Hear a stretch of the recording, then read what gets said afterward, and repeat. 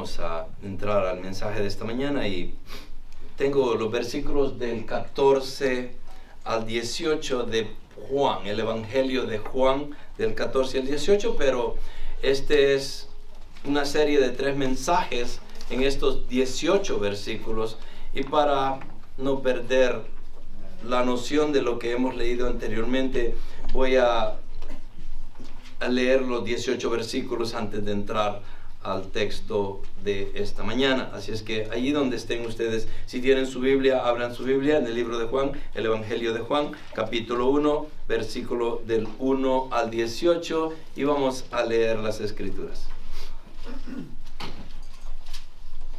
En el principio era el Verbo, y el Verbo era con Dios, y el Verbo era Dios. Este era en el principio con Dios. Todas las cosas por Él fueron hechas, y sin Él nada de lo que ha sido hecho fue hecho. En Él estaba la vida, y la vida era la luz de los hombres. La luz en las tinieblas resplandece, y las tinieblas no prevalecen contra ella.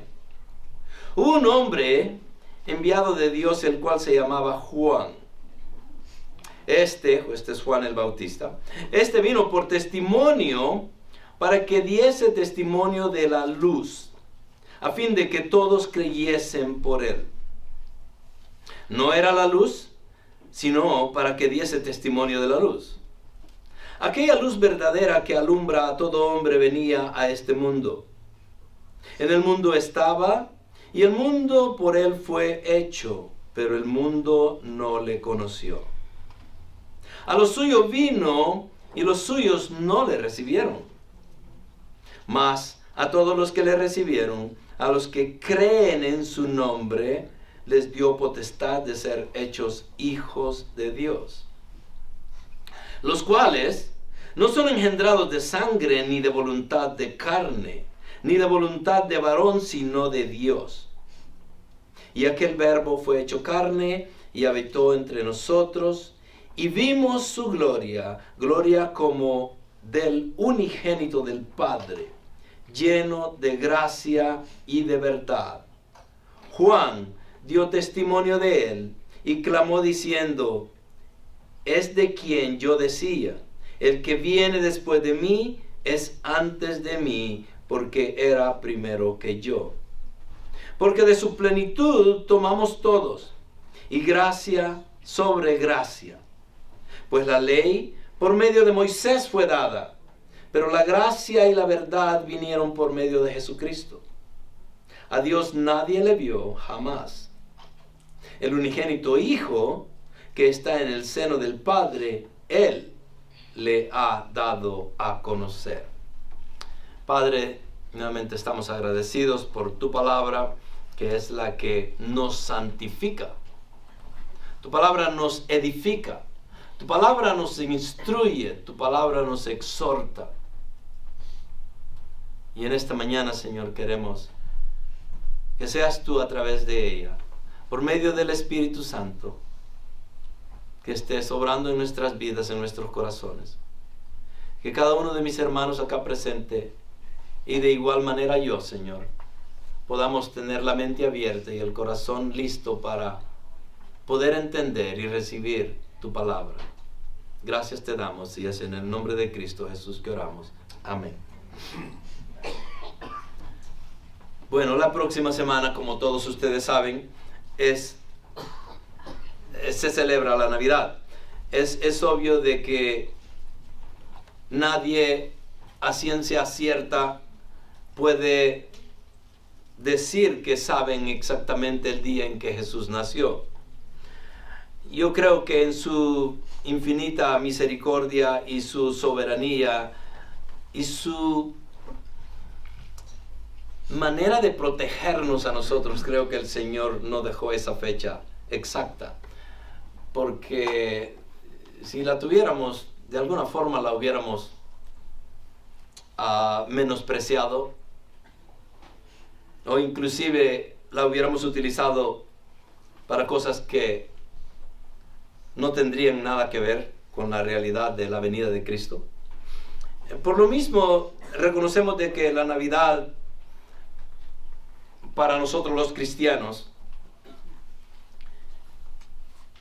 la fecha llega a ser un símbolo de que Él nació hace 2000 años y que no sabemos exactamente cuándo, pero tomamos esta época para celebrarlo. Eso no nos hace herejes por estar celebrando algo que no sabemos ni cuándo fue la fecha exacta, por un lado, pero por otro lado tampoco nos debería de quitar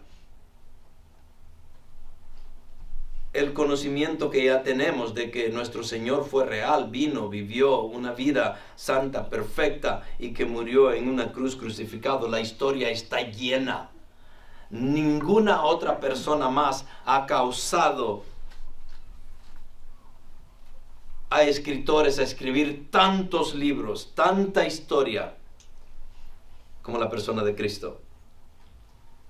Entonces, aunque no supiéramos la edad o el tiempo correcto, la historia nos sobreabunda con cosas que son reales, verídicas y que no podemos ignorar. Entonces, estamos celebrando esa venida,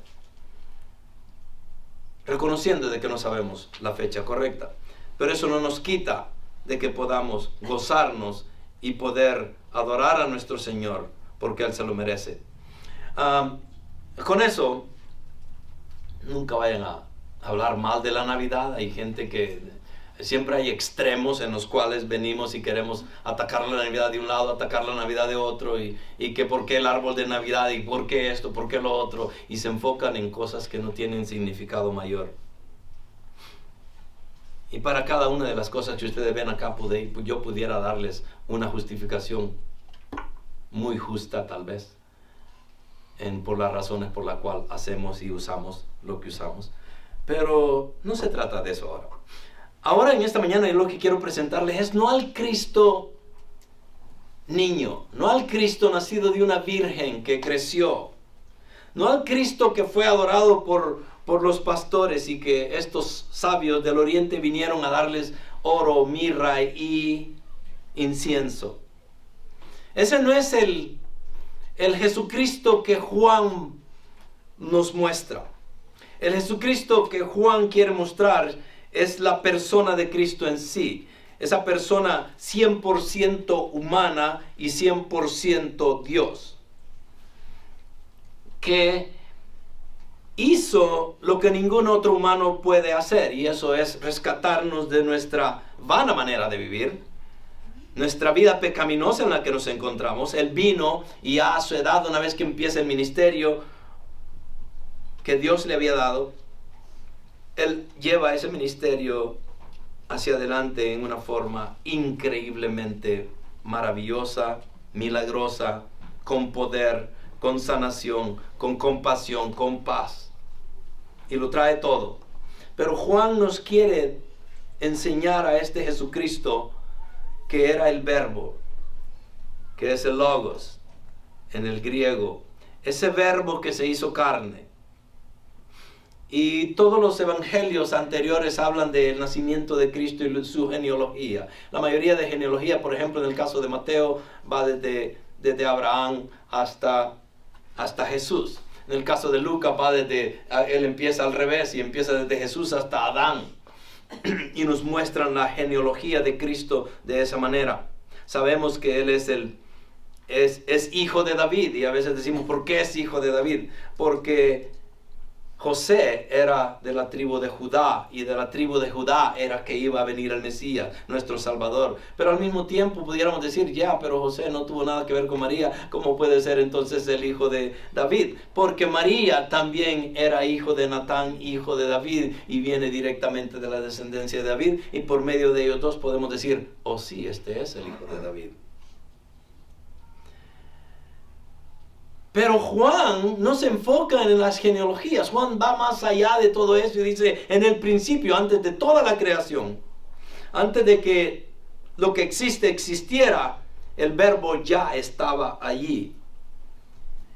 En el principio era el verbo era con Dios y ese verbo era Dios. Ese verbo es Jesús, ese verbo es Cristo. Y en estos versículos podemos ver varias cosas. Podemos ver la eternidad de Jesús en los primeros versículos de este capítulo. Podemos ver que en Él había vida. Podemos ver que Él era la luz de las naciones. Y pudimos ver que Él era autosuficiente, por eso Él es Dios completo, porque Él no necesitaba, no porque no lo tenga, pero si no tuviera, Él no necesitaba nada para ser Dios. Él es Dios autosuficiente. Él estuvo desde antes de la creación y estuvo con Dios y era Dios, y Él es Dios. Todas las cosas fueron hechas por Él y sin Él nada de lo que ha sido hecho fue hecho. En Él estaba la vida. La vida era la luz de los hombres, la luz de las tinieblas resplandece y las tinieblas no prevalecen contra ella. Él era la luz y Él es la luz del mundo. A Él venimos. Entonces Juan hace el argumento de que este es el Dios al que nosotros seguimos. Este es el Dios todopoderoso. Este es el Dios que era antes de la creación del mundo. Él ya existía. Y vamos a entrar entonces a los versículos 14 en adelante, que es donde nos habíamos quedado la semana pasada.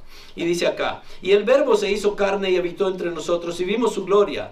Gloria como del unigénito del Padre, lleno de gracia y de verdad. Juan dio testimonio de Él y clamó, diciendo: este era del que yo decía, el que viene después de mí es antes de mí, porque era primero que yo.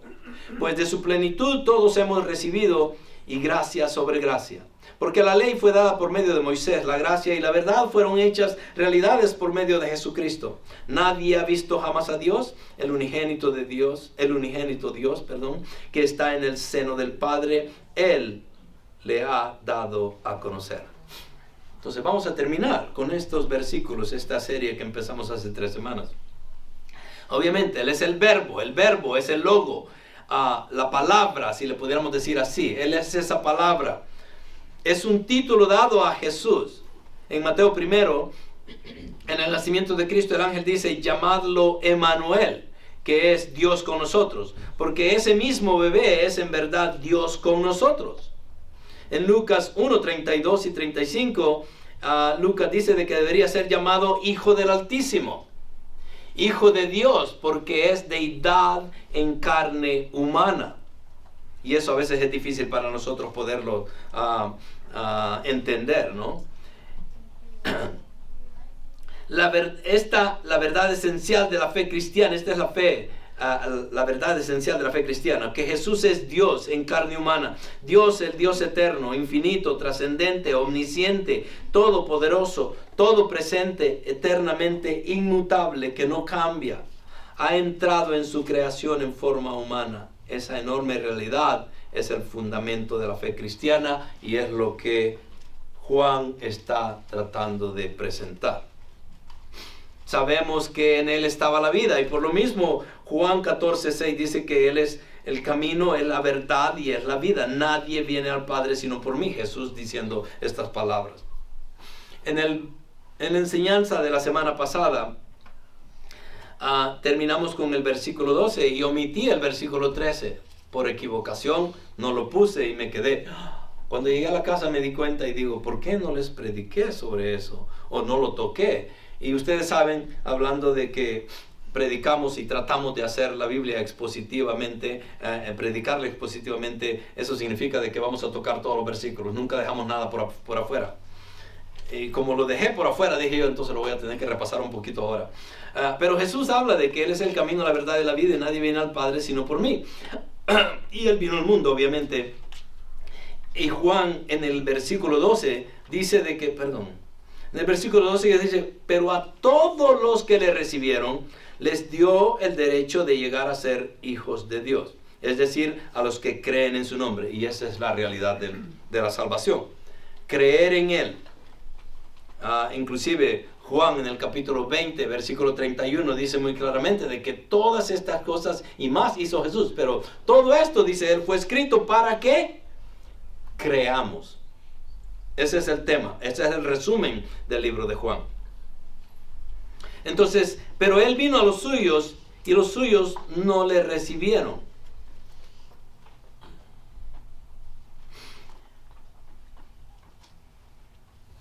Pero a todos los que le recibieron, dice, les dio el derecho de llegar a ser hijos de Dios. Es decir, a los que creen en su nombre. A aquellos que creen en su nombre, dice Juan acá, de que esos no nacieron de sangre, ni de la voluntad de la carne, ni de la voluntad del hombre, sino que nacieron ¿por quién? Por medio de Dios. Este es un versículo un poco problemático, lo pudiéramos poner de esa manera, ¿no? Porque dice que, ok, todos los que son salvos no nacieron de sangre, ni de la voluntad de la carne, ni de la voluntad del hombre, sino que nacieron ¿de qué? De Dios. Entonces, ¿qué significa? Entonces, ¿no tenemos nada que ver nosotros con la salvación? Sí y no. La voluntad humana siempre está ahí. Y la voluntad humana es aquella a la que Dios utiliza para poder llevar a cabo su plan. Si lo vemos de esta manera, la gracia es un regalo inmerecido de Dios. Eso es la salvación, por medio de la gracia. Y por medio de la gracia viene la fe. La fe es la que nos salva. Entonces, es un don divino de Dios también. Entonces tenemos la gracia con la fe. Viene como un paquete regalado por Dios hacia nosotros. No lo merecíamos, pero Él nos lo da. Es por medio de la fe, que fue un regalo de Dios, que nosotros podemos usar nuestra voluntad propia y creer en Jesús. Entonces, ¿quién empezó todo? Dios. ¿Quién lo termina todo? Dios. Entonces, ¿a quién le podemos dar el valor de la salvación? A Dios. Entonces, ¿participamos? Sí, participamos. Mínimamente tal vez. Pero participamos. Pero entonces el Señor dice que no nacieron de sangre, ni de la voluntad de la carne, ni de la voluntad del hombre, sino de Dios. Entonces no fuimos nosotros los que buscamos a Dios, sino que Dios nos buscó primero. No fue la carne que quiso ser salva. La carne estaba muy feliz en el pecado. Y cada uno de nosotros lo hemos experimentado.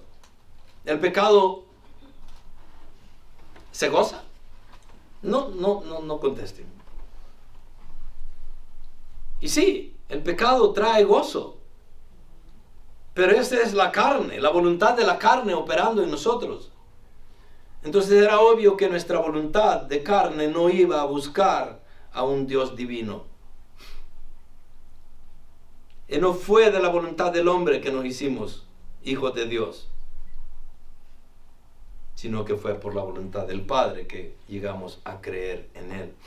Bueno, eso para hablar de ese versículo que habíamos dejado por fuera, ¿verdad? Entonces, y los suyos no le recibieron, no es nada más el mundo que no lo conocía. El mundo gentil, el mundo de afuera. De hecho, continúa el día de hoy. Fue la gente misma que decía creer en Dios verdadero de Israel, el Dios de Abraham, de Isaac, de Jacobo, el Dios del Antiguo Testamento. Fue la gente más religiosa del planeta. Fue la gente que tenía, de acuerdo con Romanos 9, la ley, los profetas, los pactos, la adopción, los padres, todo lo que Dios había derramado en el pueblo de Israel. Encuentras en la ley, los profetas, los escritos históricos y los salmos, todas estas categorías en el Antiguo Testamento que se usó decenas de veces esta frase por parte de Dios, mi pueblo, a eso se refiere aquí. Él vino a su pueblo, a su propio pueblo, y aquellos que eran por su propia afirmación, su propio pueblo, no lo recibieron. ¿Qué tan profunda es la depravación? Dice. La ilustración más grande de depravación humana en la historia es el rechazo judío de Cristo cuando Él estuvo aquí. No hay nada paralelo a eso. Él nos creó materialmente, físicamente, nos creará espiritualmente. Y este es Cristo mismo. Nada fue hecho sin Él en la creación física y nadie es recreado espiritualmente tampoco sin Él. Mas a todos los que le recibieron, a Cristo, creyeron en su nombre. A ellos les dio potestad de ser creados hijos de Dios. Él nos crea. Cristo nos vuelve a crear. Segundo nacimiento, nuevo nacimiento, regeneración. Entonces, la verdadera naturaleza de un creyente no es un seguidor de alguien en el sentido de un alumno. no es una persona que es guiado por un código moral o un sistema ético, sino que la naturaleza verdadera de un creyente, y esto tengámoslo muy claro, es que él es una nueva creación. O sea que ya no somos lo que éramos. Es un hijo de Dios verdaderamente nacido de nuevo. Es verdadero en el sentido eterno. Una vez que nacemos de nuevo, ya no podemos regresar a la carne. Ya no podemos vivir como vivíamos antes. Y obviamente reconocemos de que vamos a tener el pecado como algo con que todavía batallar. Pero ya no somos esa persona pecaminosa de la cual Dios sacó del pecado. Nos sacó de la oscuridad a la luz. Ahora somos hijos de Dios. Ya no es un sistema moral el que nos guía, o la ética. Es una nueva naturaleza. Ahora somos hijos de Dios. Él también es la luz, y en Juan 8:12 dice que Jesús les habló otra vez diciendo: yo soy la luz del mundo, el que me sigue no andará en tinieblas, sino que tendrá la luz de la vida. Y allí la nueva naturaleza ya no tiene nada que ver con la oscuridad. Y ya no deberíamos de andar en tinieblas, ya no deberíamos de participar del pecado, porque ahora tenemos la luz de Cristo en nuestras vidas. Amén. Hebreos 1, el versículo 1 al 3 dice: Dios, habiendo hablado hace mucho tiempo, en muchas ocasiones y de muchas maneras a los padres por los profetas, en estos últimos días nos ha hablado por su Hijo, a quien constituyó heredero de todas las cosas, por medio de quien hizo también el universo. Él es el resplandor de su gloria y la expresión exacta de su naturaleza, y sostiene todas las cosas por la palabra de su poder. Vemos Hebreo acá hablando de Jesús, de la manera en la cual Juan puede decir las mismas cosas. Sabemos, primera de Juan 5:20, dice que sabemos que el Hijo de Dios ha venido y nos ha dado el entendimiento a fin de que conozcamos al que es verdadero, y nosotros estamos en aquel que es verdadero, en su Hijo Jesucristo. Este es el verdadero Dios y la vida eterna. ¿Por qué sabemos que Él es todo esto? Porque desde Génesis a Apocalipsis encontramos evidencias de ese Cristo. Inclusive si nos vamos hasta Apocalipsis 19:13, vemos que la palabra dice: y vestido de un manto empapado en sangre, y su nombre es el Verbo de Dios. Nuevamente Cristo acá al final de los tiempos. Entonces ese verbo se hizo carne, y es el mensaje de Juan, ese logos, esa palabra, ese mensaje se hizo humano. ¿Cuál ha sido el evangelista más grande acá en los Estados Unidos? Billy Graham, ¿verdad? Billy Graham una vez estaba con un nieto de él, y yo no sé si esta historia es verídica, y no estoy seguro, pero un evangelista la cuenta, de que estaba Billy Graham en el patio de su casa afuera con un nieto, y aparentemente van caminando y se paran en un nido de hormigas. Y obviamente, ¿quién de ustedes se ha parado en un nido de hormigas? ¿Qué pasa cuando se paran en las hormigas? Empiezan a salir un montón, ¿verdad? Y no solamente a salir, pero obviamente nos van a atacar. Y es exactamente lo que hizo. Entonces, en el afán de querer de que no nos muerdan, ¿qué es lo que hacemos? Empezamos a matar este montón de hormigas, ¿no? Y nos hacemos homicidas de hormigas. Matamos estas hormigas. Entonces, a medida que está pasando esto, el nietecito le dice a Billy Graham: abuelo, pobrecita las hormigas, porque las matamos, y ¿cómo les decimos que ya no se alboroten? Y Billy Graham le dice: yo pensaría que la única manera de hacerlo es decirles que no lo hagan, pero para decirles que no lo hagan, tendríamos que convertirnos en hormigas para poder platicar con las hormigas. ¿O alguna hormiga puede entender lo que un humano dice? Bueno, tienen cierta naturaleza que Dios les dio, intuiciones, ¿no? De que pudieran hasta cierto punto decir lo que uno hace, ¿no? Pero la realidad es que no podemos hablar con una hormiga. Con esa pequeña historia, técnicamente lo que les quiero decir es de que de la misma manera nosotros vivíamos en este mundo afectados por el pecado, infectados por el pecado, como el cáncer que nos estaba matando y era letal, y nada ni nadie nos podía detener de esa muerte eterna. Para que Dios nos pudiera salvar, hizo lo que tal vez ningún Dios de las otras religiones ha hecho. El Dios cristiano es el Dios que sabe que de la única manera que podía rescatar a su pueblo o a los suyos era de venir a ellos y morir por ellos. El mensaje iba a ser claro y lo trae por medio de la persona de Cristo para que fuera un ser humano el que viera y el dolor por el cual la humanidad infectada por el pecado estaba pasando y la necesidad que tenían. Entonces Dios viene, baja y sabe. Obviamente Él no necesitaba hacerlo para saber todo lo que estaba pasando en la tierra, pero Él viene con el objetivo de que nosotros los humanos lo veamos a Él y que viéramos la gloria de Dios en Él, como Juan lo dice, que viéramos la gloria de Dios, que viéramos el poder de Dios, que viéramos la salvación en Él. Vimos la paz, vimos su misericordia. Entonces esa persona de Cristo viene como un humano, llegaría a esas hormiguitas a decirles: hey, paren, por favor, no sigan, porque van a morir.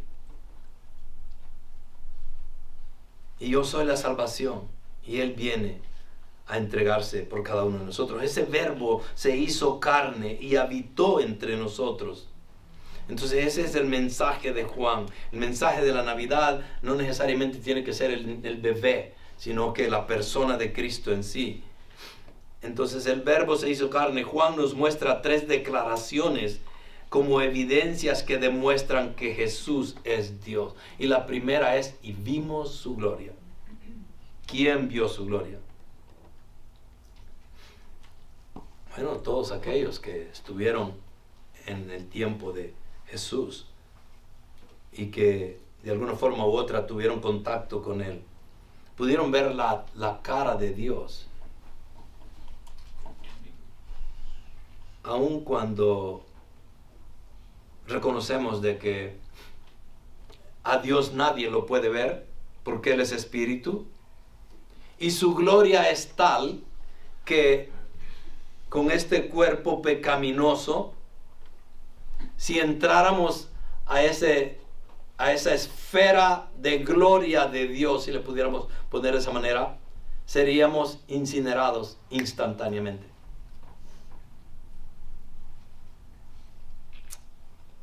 Para que eso no pasara, Dios viene en su gloria, en la persona de Jesús, y de alguna manera Él evita de que nosotros seamos incinerados. Así como se le apareció a Moisés.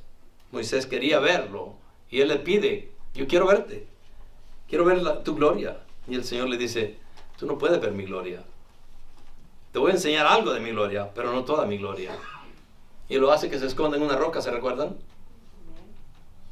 Y pasa el Señor. Y voy a pasar, y mientras yo esté pasando voy a poner mi mano para que no me veas. Pero hasta que ya haya pasado te voy a dejar para que veas mi espalda. Y eso es lo único que puede ver Moisés de Dios. Entonces ese verbo se hizo carne, esa gloria de Dios iba a venir. Y la vemos acá en estos versículos. En el versículo 14 dice: y el verbo se hizo carne.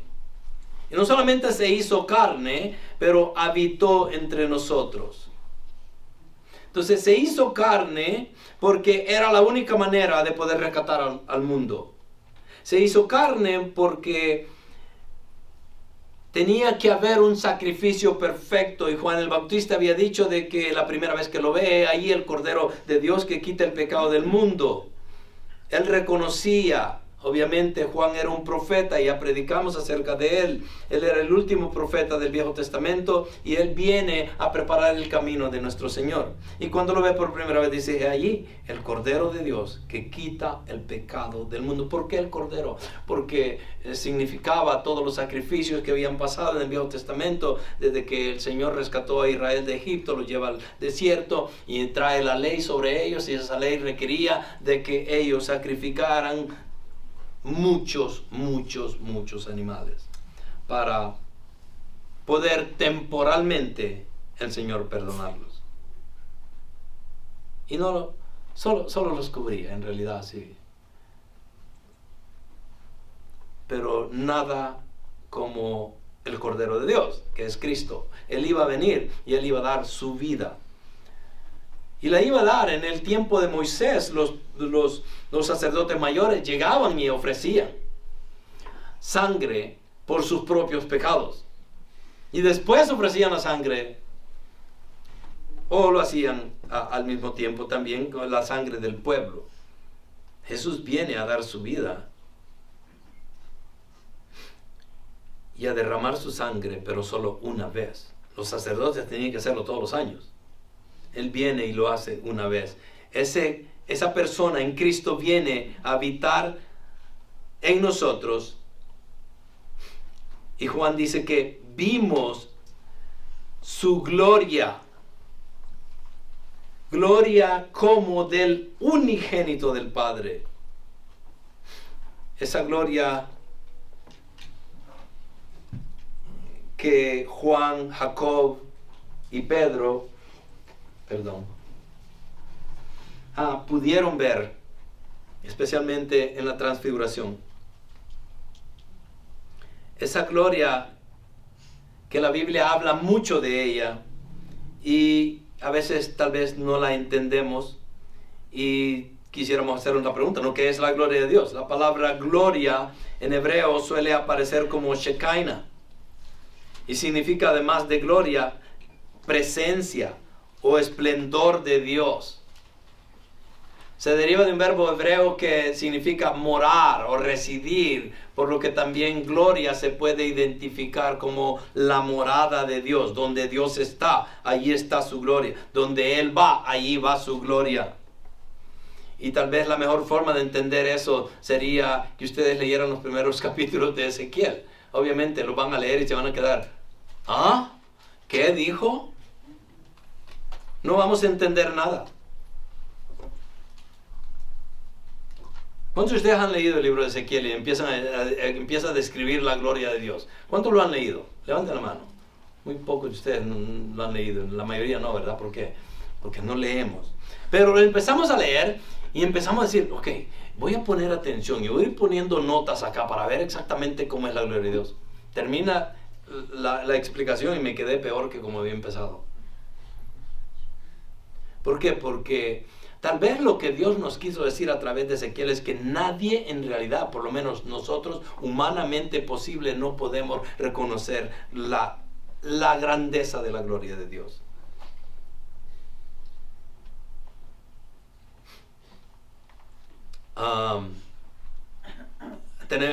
Tenemos en nuestro tiempo aquí muchas personas teólogos que son muy bien conocidos y que conocen mucho la palabra. John MacArthur, el pastor de Grace Community, una vez le preguntaron a él, ¿nos puedes explicar lo que dijo Ezequiel? Y me encantó la respuesta que le da él, porque lo dice así bien rápidamente. Le dice, sí, le dice, no le entendí nada, yo tampoco, no te preocupes, nadie lo puede entender. Entonces la gloria de Dios es tal de que tal vez hasta cierto punto se ha revelado en ciertas formas lo suficiente como para que nosotros tengamos una idea más o menos de lo que la gloria de Dios es. La gloria de Dios se refiere a sus atributos sobre todo también, y a veces eso lo omitimos. A veces pensamos que la gloria es solo una luz resplandeciente como la transfiguración. Pero no es necesariamente eso, porque Dios es mucho más que eso. La gloria de Dios se refiere a sus atributos, pero con frecuencia también se manifiesta de manera visible. En el Antiguo Testamento se manifestaba como luz. En el futuro, Mateo 24, hablando de la segunda venida, y en el capítulo 25, dice que Jesús regresa, y dice en esos dos capítulos, 24, 29 al 30, y del 25 al 39, dice que Él regresará en gran gloria, y la Shekinah o la Shekinah estará de regreso. Apocalipsis dice que la gente va a pedirle a las rocas y a los montes que los escondan del rostro de la gloria. El cielo se va a oscurecer, la luna y el sol no darán luz, y en la oscuridad vendrá esta presencia chequina refulgente de Jesucristo. De nuevo la manifestación de los atributos de Dios en luz. Entonces eso había sucedido en el pasado, y en el futuro sucederá de nuevo. Y mientras tanto, la gloria de Dios viene a la tierra en Jerusalén. ¿Por medio de quién?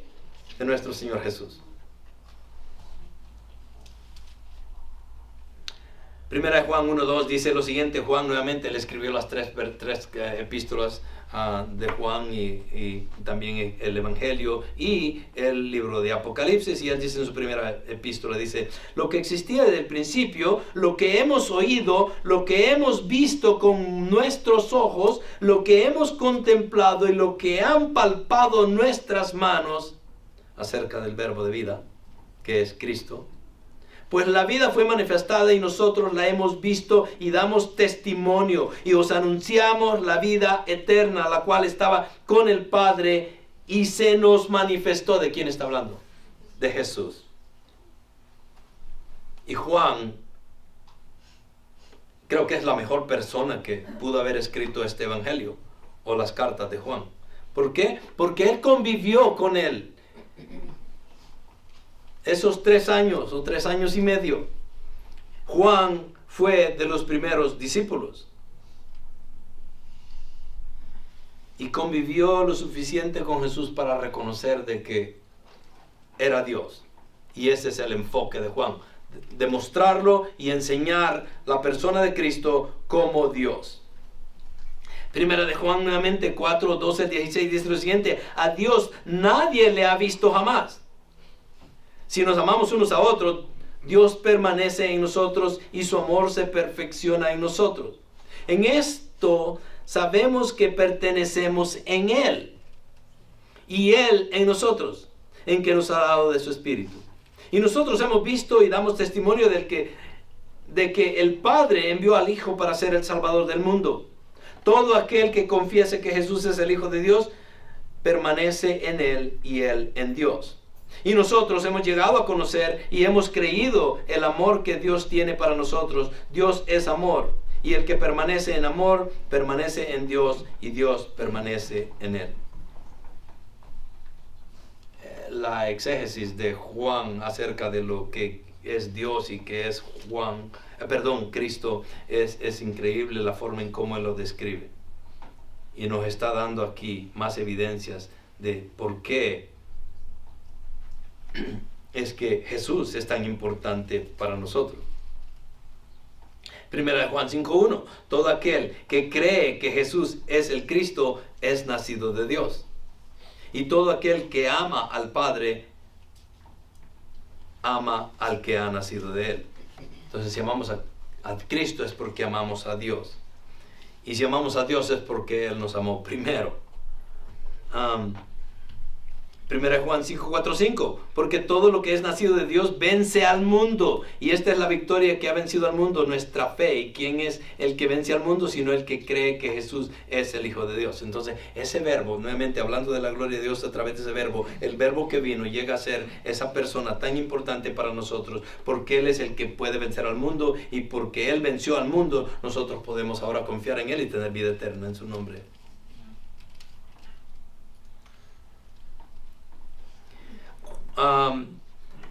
En la mayoría de iglesias ahora encontramos doctrinas diferentes.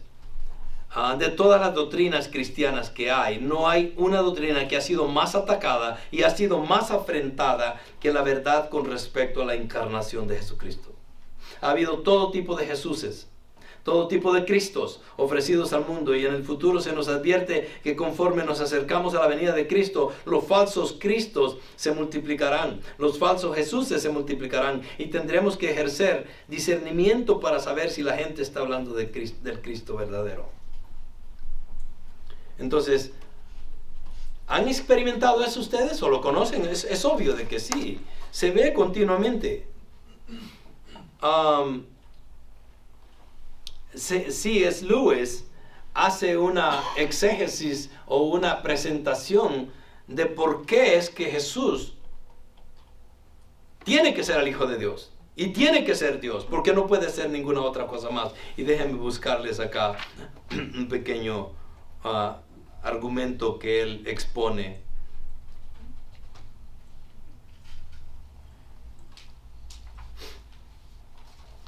A ver si lo encuentro.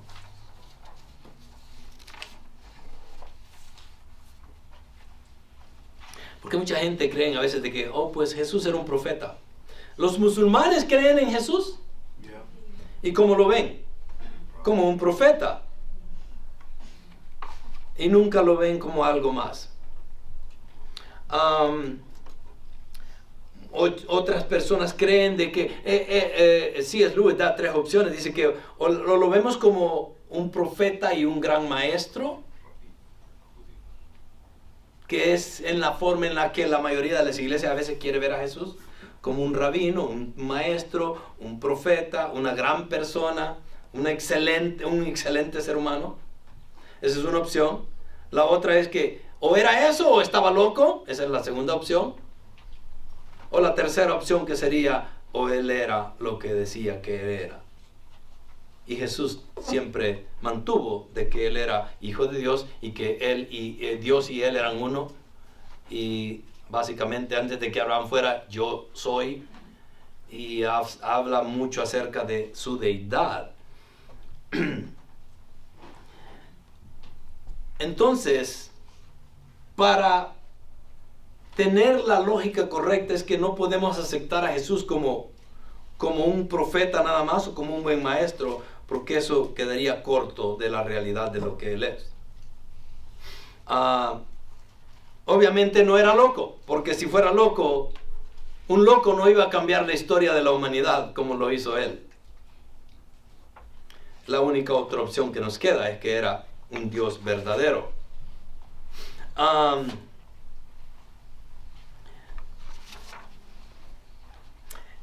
Entonces C.S. Lewis, déjenme leerles esto, era un profesor de la Universidad de Cambridge y una vez fue agnóstico, no creía en Dios. Entendió este tema con claridad, la deidad de Cristo. Él escribe: estoy tratando de evitar que alguien diga la tontería que la gente suele decir sobre él. Estoy dispuesto a aceptar, y esto es lo que dice la gente, ¿no? Estoy dispuesto a aceptar a Jesús como un gran maestro de moral, pero no acepto su afirmación de ser Dios.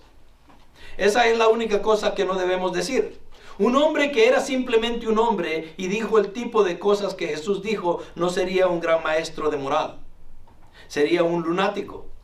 Al mismo nivel que el hombre que dice que es un huevo escalfado. O si no, sería el diablo del infierno. Debes hacer tu elección. O este hombre era y es el Hijo de Dios, o bien un loco o algo peor. Y él continúa y dice, Lewis agrega: puedes tomarlo por tonto, puedes escupirle y matarlo como a un demonio, o puedes caer a sus pies y llamarlo Señor y Dios. Pero no propongamos ninguna tontería condescendiente acerca de que Él es un gran maestro. Él no nos dejó eso abierto y ni tenía intención de hacerlo. En palabras de Kenneth Scott, él dice, historiador del cristianismo en la Universidad de Yale, él dice estas palabras: no son sus enseñanzas las que hacen a Jesús tan notable. aunque esto sería suficiente para darle distinción. Es una combinación de las enseñanzas con el hombre mismo. Esas dos no se pueden separar. Jesús afirmó ser Dios. Él no dejó ninguna otra opción abierta. Su afirmación debe ser verdadera o falsa. Por lo tanto, es algo que se debe considerar seriamente. ¿Se recuerdan que en Mateo 16:15 les pregunta a sus apóstoles, ¿quiénes dicen ustedes que soy yo? ¿Y qué le dijeron a él? Pedro sale ahí a relucir, ¿no? Que él era Dios. Pero suponiendo de que él era Dios, era falso, si esa verdad es falsa, entonces solo nos quedan dos alternativas.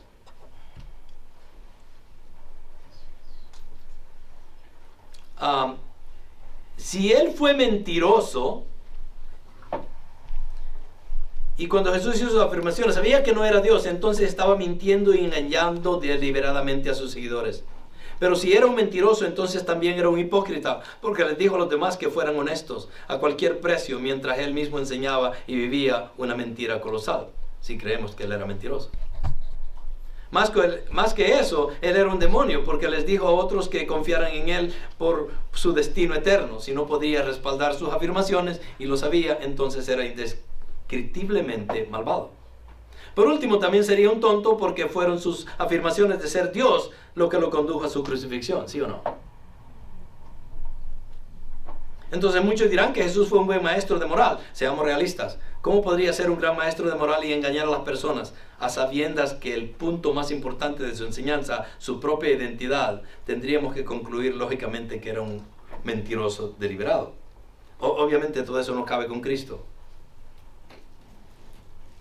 Esa visión, dice, sin embargo, no coincide con lo que sabemos de Él o los resultados de su vida y enseñanza. Donde quiera que Jesús ha sido proclamado, las vidas han sido cambiadas para bien. Las naciones han cambiado para bien. Los ladrones se hacen honestos. Los alcohólicos se curan. Los individuos odiosos se convierten en canales de amor. Las personas injustas se vuelven justas. Entonces podemos ver de que Jesús no puede ser un mentiroso, no puede ser un lunático. La única opción que nos queda es que Él es Dios. Y tengo muchas cosas que leer ahí, pero ya no lo voy a hacer. Vamos mejor a entrar a los versículos aquí bíblicos. Entonces, ¿quién es el mentiroso? Tenemos muchos anticristos en nuestro tiempo, ¿sí o no? Okay. Primera de Juan habla de eso, del versículo 22 al 24 en el capítulo 2 dice, ¿quién es el mentiroso sino el que niega que Jesús es el Cristo? Este es el anticristo, el que niega al Padre y al Hijo. Todo aquel que niega al Hijo tampoco tiene al Padre. El que confiesa al Hijo tiene también al Padre. En cuanto a vosotros, que permanezca en vosotros lo que oíste desde el principio. Si lo que oíste desde el principio permanece en vosotros, vosotros también permaneceráis en el Hijo y en el Padre. Entonces, vemos de que Juan es muy claro en eso.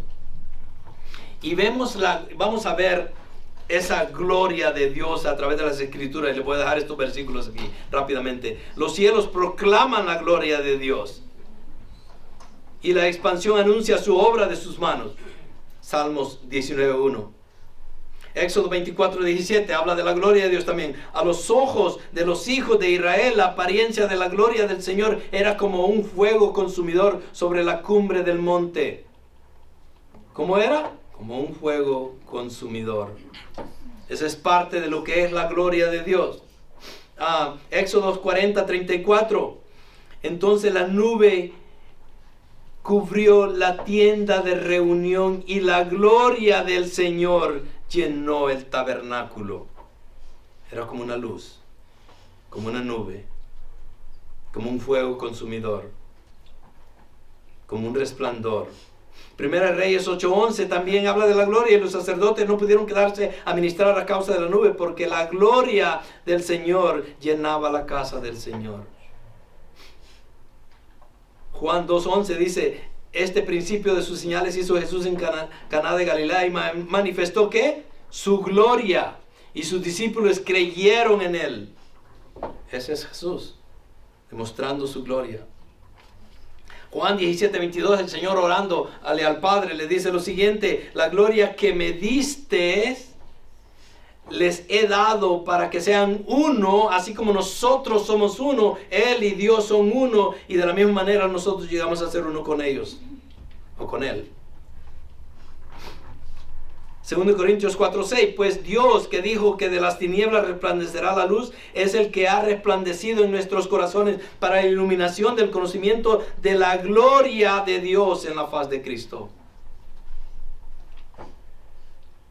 2 Corintios 4:3-4, si todavía nuestro evangelio está velado o escondido, para los que se pierden está cubierto, en los cuales el Dios de este mundo ha cegado el entendimiento de los incrédulos para que no vean el resplandor del evangelio de la gloria de Cristo, que es la imagen de Dios. Estamos hablando de la gloria de Cristo. Ese es el Cristo con el cual Juan convivió por 3 años, y a él lo está enseñando para que podamos ver la magnitud de esa gloria. Apocalipsis 19:3, ya lo leímos.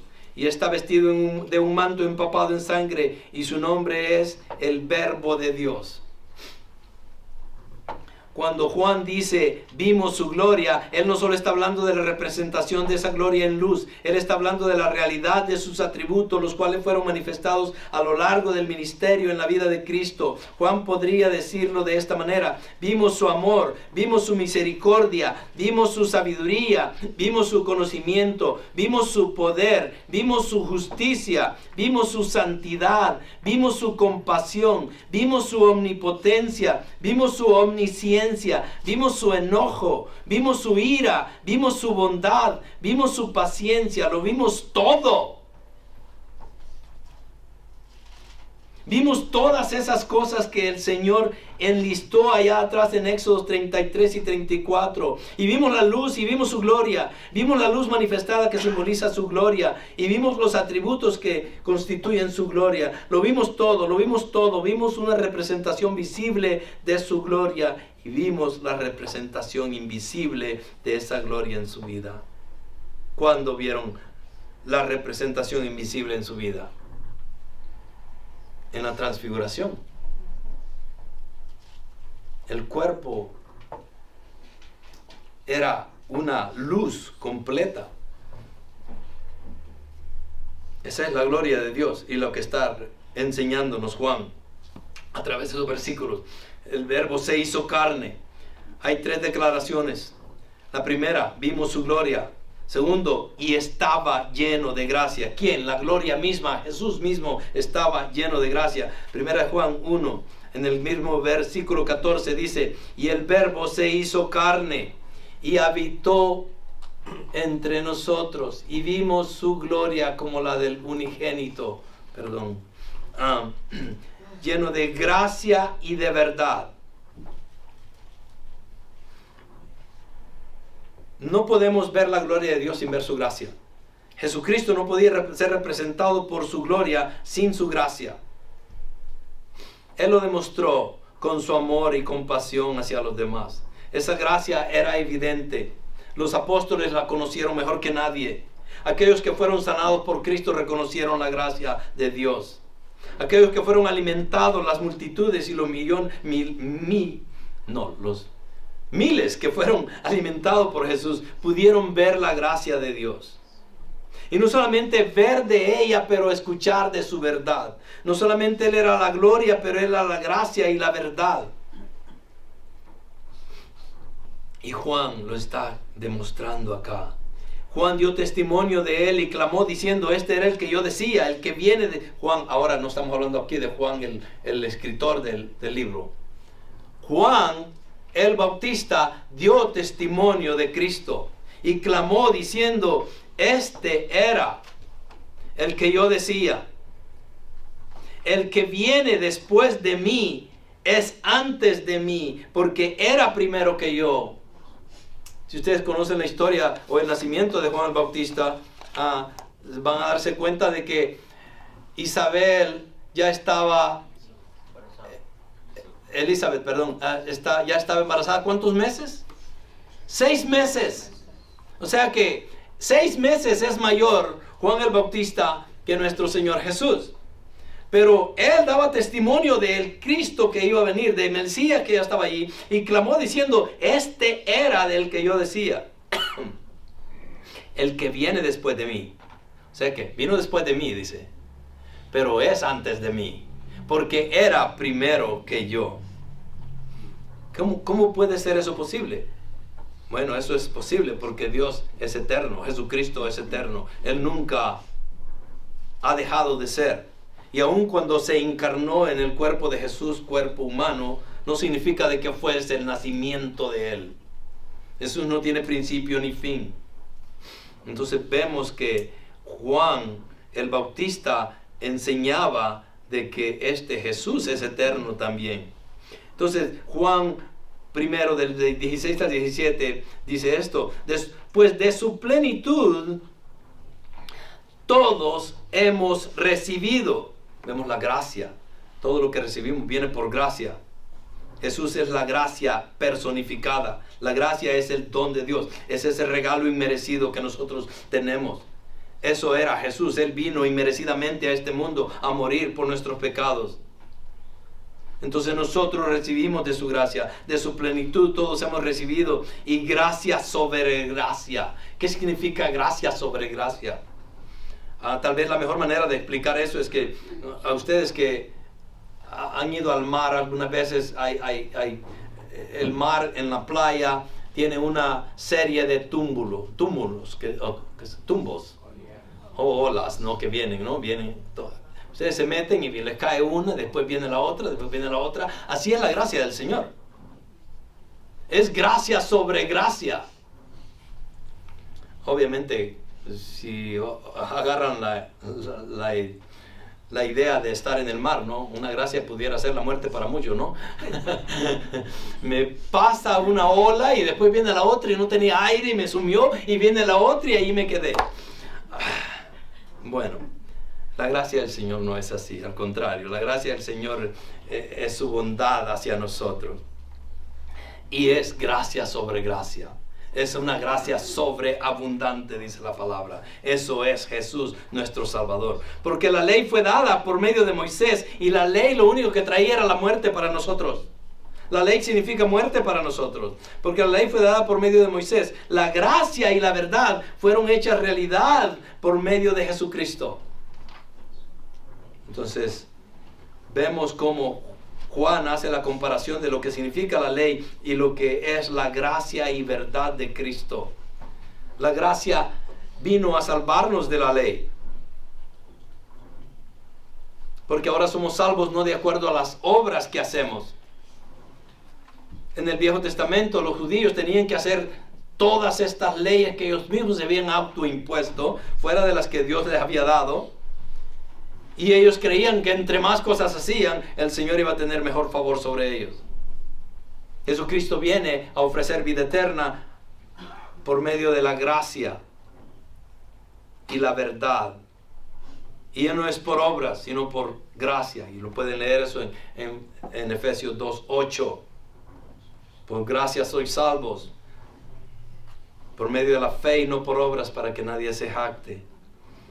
Entonces vemos que la gracia divina y la verdad venían junto con esa gloria manifestada en la persona de Cristo. La gracia y la verdad en Jesucristo nos revelan a Dios. Ahí está señalado el gran contraste. Moisés fue utilizado por Dios para demostrarnos nuestra pecaminosidad y consecuente condenación. La gracia y la verdad vinieron por Jesucristo para salvarnos de la maldición de la ley, mostrándonos el camino a la vida eterna. La ley esclaviza, condena, nos revela nuestra pecaminosidad y corrupción. Nadie puede justificarse ante Dios por las obras de la ley, de acuerdo a Gálatas 2:16. Sobre nosotros pesaba la maldición por no haberla cumplido. Pero cuando la gracia vino, la pudimos recibir, porque ahora viene, es un regalo inmerecido que el Señor nos da. El Verbo se hizo carne. 3 declaraciones como evidencias que demuestran que Jesús es Dios. La primera es que vimos su gloria, dice Juan, y esa gloria se manifestó al mundo. y estaba lleno de gracia. Esa gracia fue derramada en cada uno de nosotros y en todos aquellos que han tenido un contacto con Jesucristo como persona, como Dios. Y la última, Él es el unigénito de Dios. Y Juan lo explica muy claramente. Juan 1:18, el último versículo acá dice: nadie ha visto jamás a Dios. Pero de ahí dice esto, punto y coma: el unigénito de Dios. ¿Quién es ese? Cristo, que está en el seno del Padre. Él le ha dado a conocer. ¿Quién es Él? Cristo. Si entendieron, ese versículo está un poco confuso si no lo leen bien. Nadie ha visto jamás a Dios. El unigénito de Dios, ¿quién es? Cristo, que está en el seno del Padre. Él, quien Cristo lo ha dado a conocer. ¿Por medio de quién? Del mismo, en su persona. Entonces vemos que Jesús es el unigénito de Dios, pero Él es Dios. Y Él es el que ha dado a conocer la gloria de Dios, la gracia de Dios, la verdad de Dios, la misericordia de Dios, la compasión de Dios, el amor de Dios y la justicia de Dios inclusive vienen por medio de Jesús. ¿Por qué? Porque Él es el único juez.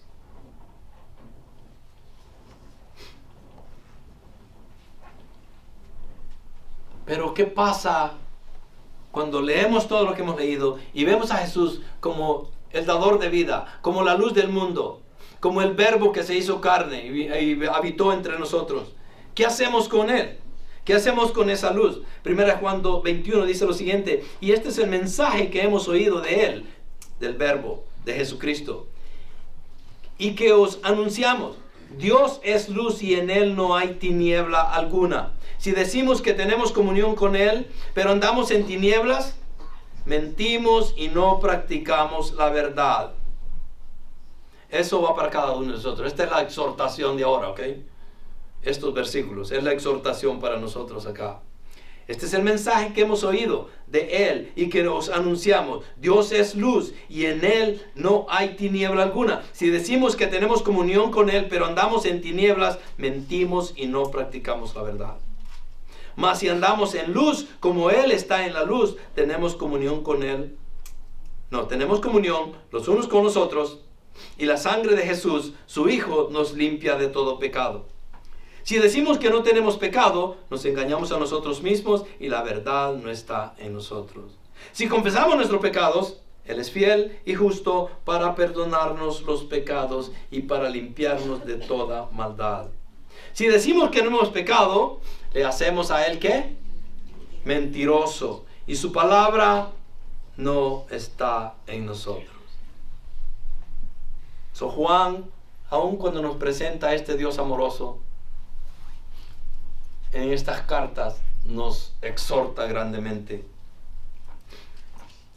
a vivir una vida santa. Este Cristo que vino, el Mesías, el Cordero de Dios, que quita el pecado del mundo, que murió en la cruz por cada uno de nosotros, es el único que nos puede mover de esa posición en la cual nos encontrábamos, una vida pecaminosa, y nos lleva a una vida eterna, a una gloria incomparable. Él es Jesús, que es plenamente Dios, plenamente hombre, que es el medio por el cual todo lo que existe, existe. Y no solo es Él el medio que llegó a existir, sino que Hebreos 1 dice, por su poder, Él sostiene todas las cosas. Él no solo dio vida, sino que también sostiene la vida. Él no solo creó, sino que sostiene la creación, porque en Él estaba la vida. Ese es el Cristo que Juan quiere que nosotros comprendamos. En estas Navidades, aquí cerramos ya, muchas cosas nos van a desviar del objetivo principal de esta temporada de Navidad.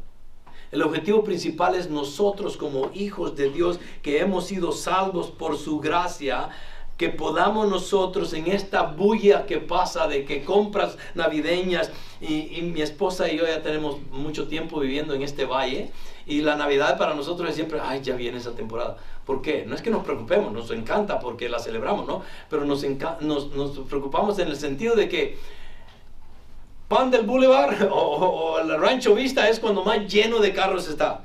Nosotros no sabemos del tráfico que pasa en Los Ángeles, pero la única vez que lo experimentamos acá, de seguro es acá, ¿no? En este tiempo de Navidad, porque la gente anda como loca en las tiendas comprando y haciendo sus cosas, ¿no? Y decimos, ¿eso es la Navidad? ¿Eso es en realidad el nacimiento de nuestro Señor? ¿Así se celebra? Inclusive estamos hablando de los anticristos. Tenemos muchos anticristos, ¿sí o no? Han estado ahí todo el tiempo. Tenemos un anticristo que se viste de rojo y qué gordito. No, yo no estoy hablando de ustedes, ¿ok? De los gorditos acá. Pero ¿sabían que es un anticristo? Técnicamente lo es. Y muchos de ustedes saben el himno de la religión que él profesa. ¿Cuántos quieren cantarla conmigo ahorita antes de terminar el servicio? You better watch out, better not pout, you better not cry, I'm telling you why. Ajá, ya me la sé. Ok, pero sí se ha metido en nuestras vidas. Violeta me dice a mí, Violet, Grandpa, Santa Claus is not real. Le digo, yeah, thank you, I know it's not real. But many kids don't believe that, me dice. Le digo, yeah, I'm so sorry for them. Pero se ha involucrado y se ha metido y ya se ha hecho una religión contraria a lo que es el cristianismo. No sé si hay una traducción de esta canción correctamente, pero dice la idea de ese himno de Santa Claus es de que si se portan bien, le va a dar regalo. Si se portan mal, dice que no, pero es mentiroso porque siempre le da regalos. ¿Sí me entienden? Y es una deidad porque él puede en la noche de Navidad estar ¿a dónde? En todos los lugares. Y místicamente o como juego hemos participado y lo hemos hecho, pero la realidad es que ¿por qué no celebrar a un Cristo verdadero? A un Dios que vino en la persona de Cristo a dar su vida por nosotros y no desperdiciar en tiempo en cosas comerciales que este mundo nos está dando. Meditemos. Y el libro de Juan nuevamente fue dejado ahí para que creamos, primeramente que el verbo se hizo carne, pero también para que creamos y por medio de la fe en Cristo podamos ser salvos. Ese es el mensaje de la Navidad. El creer en Cristo como Rey y Salvador de nuestras vidas. Lo voy a dejar con esto ya y quiero que terminemos con una oración después de haber meditado en estas 3 revelaciones que Juan nos ha dejado para poder demostrar la deidad de Jesús. Espero que les haya instruido y que hayan entendido y que podamos reconocer la realidad de quién Cristo es. Vamos a orar. Padre, te agradecemos infinitamente, Señor, este tiempo que nos das como hermanos en Cristo, como parte del cuerpo que es tu iglesia. La iglesia que ha sido comprada con tu sangre. Esa iglesia que tú vas a presentar sin mancha, inmaculada, al Padre. Padre, somos parte de esa iglesia que está siendo santificada. Estamos siendo santificados, Señor, por medio del Espíritu Santo y tu palabra. Y Padre, vivimos agradecidos y reconocemos en esta época navideña de que debería ser la mejor época para nosotros, aquellos que hemos aceptado a Jesús como Rey y Salvador de nuestra vida. Aquellos que reconocimos en un tiempo de que habíamos pecado y que habíamos ofendido a Dios. Aquellos que decidimos arrodillarnos y entregarnos a ese Dios eterno y pedirle perdón. Aquellos que tú perdonaste todos los pecados de nuestra vida, pasados, presentes y futuros. Nosotros que por medio de la fe no solamente fuimos justificados, pero al mismo tiempo santificados, glorificados. Padre, gracias porque todas esas cosas no tenemos la capacidad nosotros como seres humanos, que somos finitos, poderlas llevar a cabo. Pero ese es el poder de un Dios infinito. Y es en la persona de Cristo en la cual nosotros confiamos y podemos decir que en Él es el único que podemos tener vida eterna. Gracias, Padre, por la Navidad. Gracias por ese bebé. Gracias por esa persona. Pero mucho más, gracias, Señor, por el sacrificio. Porque fue la muerte de tu Hijo que nos compró y nos redimió y nos dio el privilegio de ser hechos hijos de Dios. Padre, gracias te damos en esta mañana. Glorifícate en nuestras vidas y que seamos un testimonio de la luz. Esa luz que solo tú nos puedes dar. Gracias, Padre, en el nombre de Cristo Jesús. Amén.